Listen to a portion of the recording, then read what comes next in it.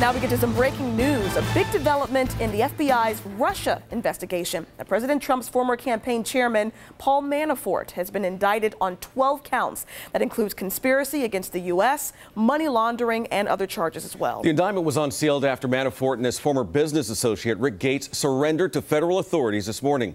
Lana Zach has more on the charges.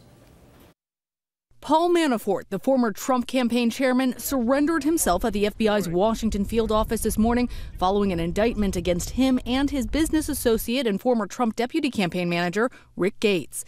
The 31-page indictment represents the first charges filed against anyone by special counsel Robert Mueller. The 12 counts include conspiracy against the United States, false statements, and conspiracy to launder money. The indictment alleges that Manafort and Gates moved money through hidden bank accounts. In total, more than $75 million allegedly flowed through these offshore accounts. It's unclear whether today's charges have anything to do with the investigation into possible collusion between the Russians and the Trump campaign.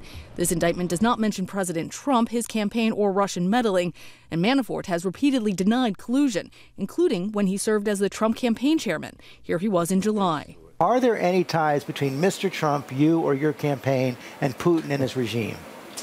No, there are not. It's absurd, and there's no basis to it. Manafort was fired from his post as head of the campaign following revelations about financial ties to the Russian-backed government in Ukraine. Gates continued on with the campaign even after Manafort left as chairman, and Gates also served as deputy of the Presidential Inauguration Committee.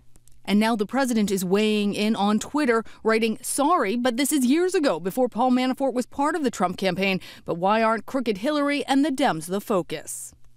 The president then went on to tweet, "No conspiracy."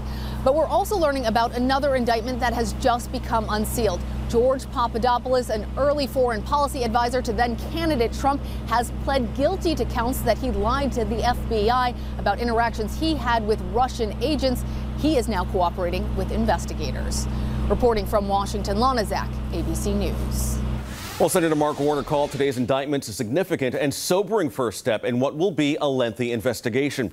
Warner said in a statement, quote, "It is imperative that Congress take action now to protect the independence of the special counsel wherever or however high his investigation may lead," end quote. Warner also said he will make clear to President Trump that issuing pardons to any of his associates or to himself would be unacceptable.